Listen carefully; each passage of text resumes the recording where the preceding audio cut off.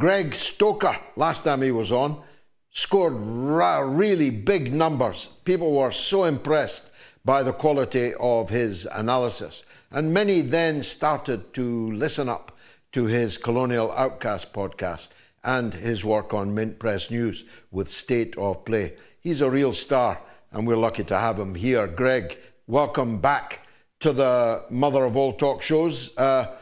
I think we were not alone in predicting that this was coming, but how was it for you? Did the Earth move in your space, in your sphere, or is it much ado about nothing? Is it just a piece of theater?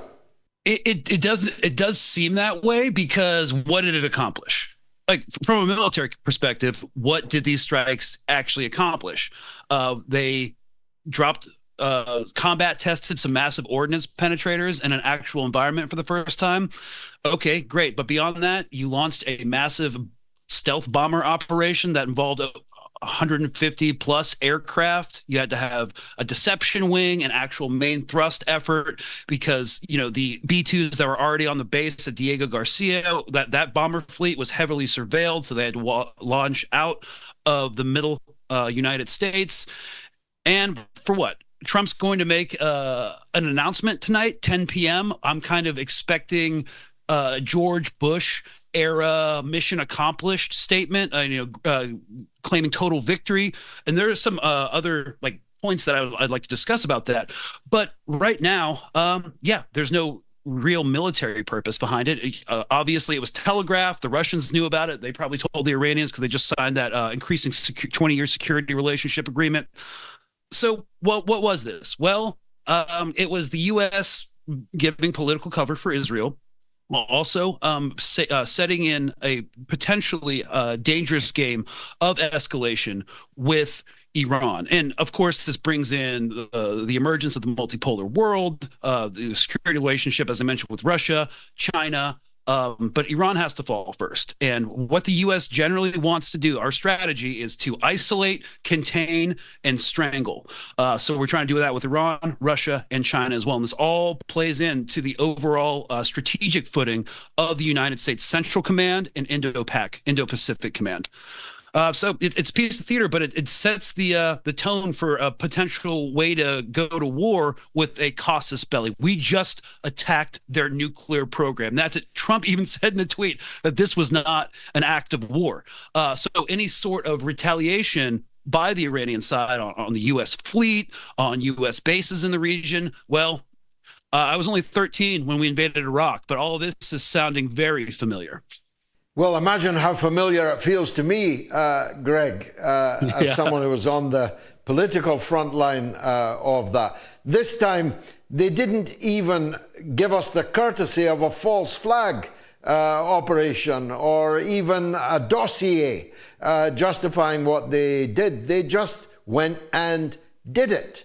And as you've just adumbrated, it's very difficult to see what has been achieved. So, if nothing really was achieved, that must surely mean that there's more to come.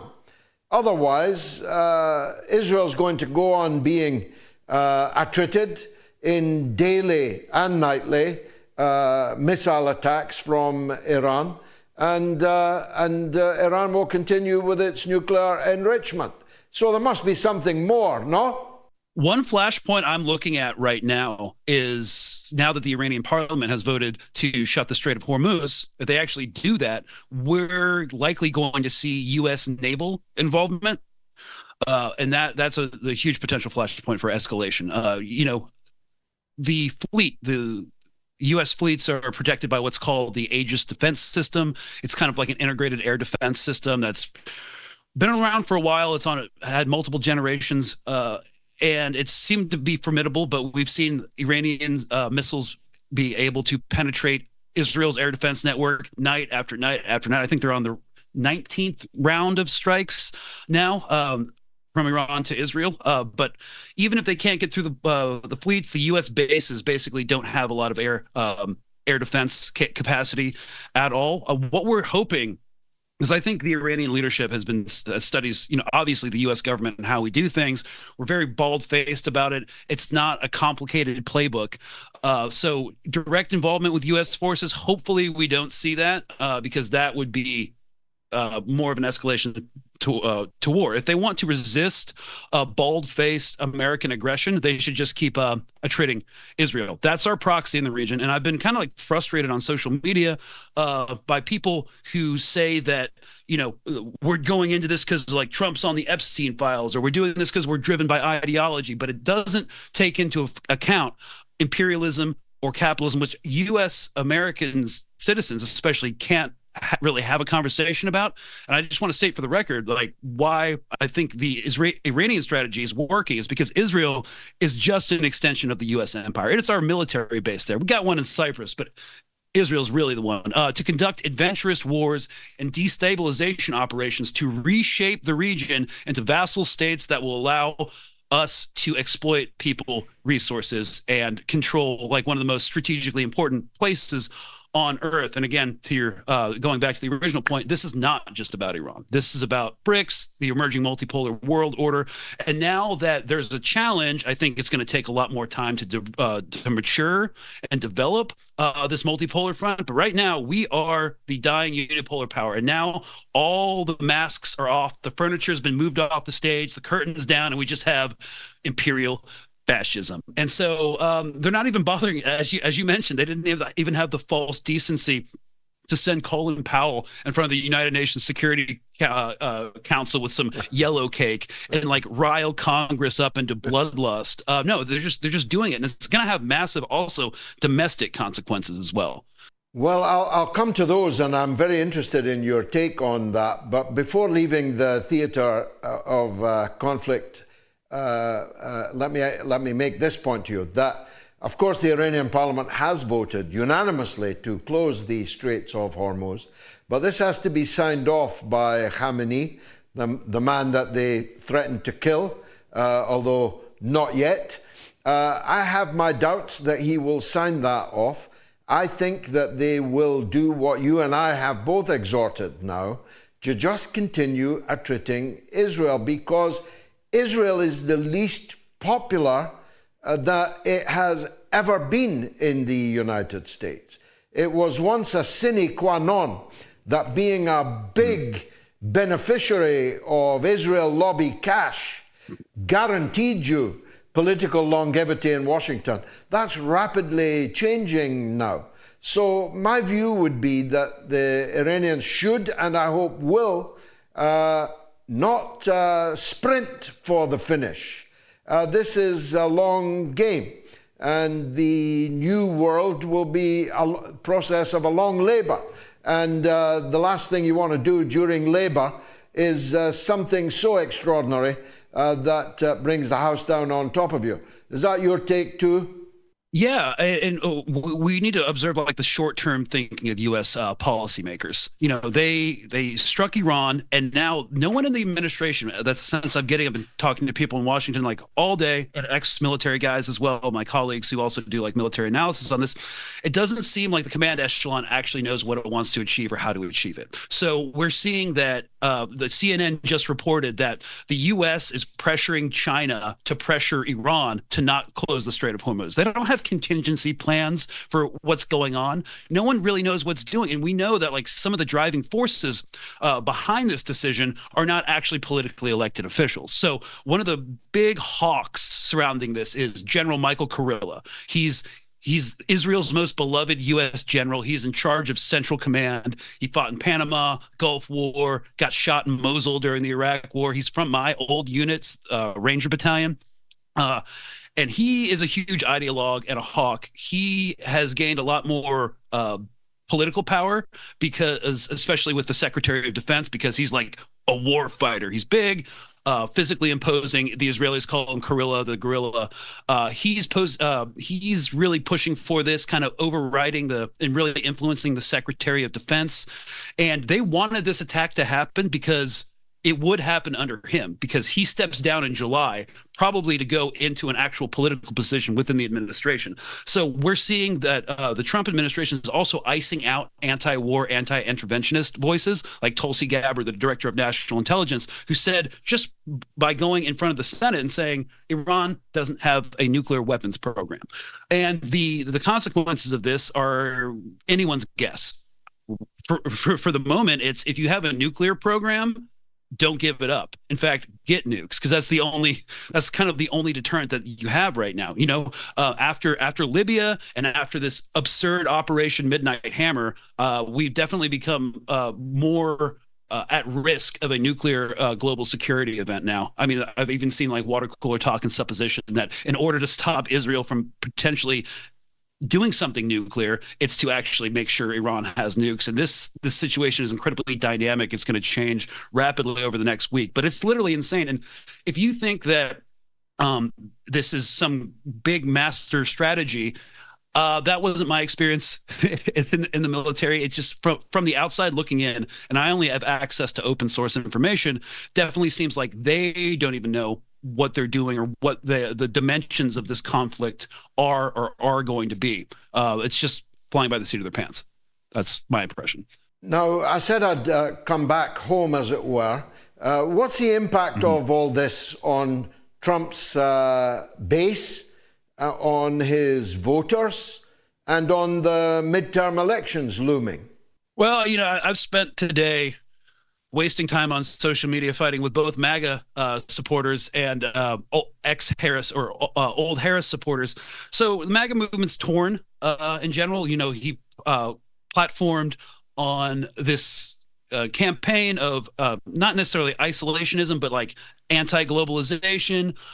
They're concerned. A lot of the thought leaders are like concerned about this like transnational global elite that runs everything. And he's done other things that fly directly in the face of that, like handing out golden visas to people with $5 million in disposable cash. Portugal had to end that program because all these foreigners were buying up all the properties and charging people exorbitant rent prices. But it's not just that, it's the war. People don't really understand why we're doing it. And there will be people in Trump's circle, his base, that will find a way to do mental gymnastics, and they will always support him forever. And likewise, we've seen also like the Democratic Party, the liberal voters also split because some of them were like, hey, if Harris was president, this wouldn't happen. This wouldn't have happened. And I was like, listen, guys, ABC just reported this morning that this strike package and these air exercises were actually done under the Biden administration. And so what we're trying to do going forward is people like try to teach people about these underwriting systems of capitalism and imperialism that necessitate these imperial wars. And it doesn't matter who's president. People are up in arms within liberal circles about, hey, we need to impeach Trump for these interventionists. They violated the War Powers Act, bypassed Congress. And I'm just like, guys, Obama did that in Libya. He did it in Syria. Biden just did it in Yemen last year. So I think there's a lot of contradictions. There's a lot of floundering. I think we're in a cultural inflection point where people are starting to kind of really ask what's going on. Why do we keep getting into these wars on behalf of other people? And we're starting to see people on the political left and political right come together. And I'm hoping this could be a unifying event because it's so deeply unpopular. Yeah, I was hoping that too. But on the subject of mental gymnastics, I mean, I follow closely what Bannon, for example, is saying and what his guests are saying in his Bannon's war room. Now, Bannon, Carlson, the Jack Posselbeck, they were totally against this attack. But as soon as it happened, I don't know about Carlson, I haven't heard him yet, but the others, including Bannon, have fallen into line. They're now in the business of saying, no, it's not really a war. It's not a contradiction. He always said he would do this, and all the things that are the opposite of what they were saying in the run-up. So maybe even in his inner circle, there are signs of fracture, albeit disguised. I mean, where does it leave people like Tulsi Gabbard, for example. She's been basically thrown under the bus. What's Elon Musk's attitude? He has not evinced a single word about any of this. Just sketch for us what possible impact it might have on the ideologues within the Trump base, never mind the voters who'll soon be going to the polls. Well, first of all, guys like Steve Bannon, he toes the line, not necessarily because he loves Trump or actually believes what he's saying. He sees Trump as a vehicle to affect the kind of political change that he sees, that he wants to be realized within the United States. So he and his followers, and he'll get his followers to always back what's going on. I don't see a following happen with that part of the right-wing movement within the right-wing circles in America. Going to the polls, I mean, we can't separate these foreign wars from what's happening domestically.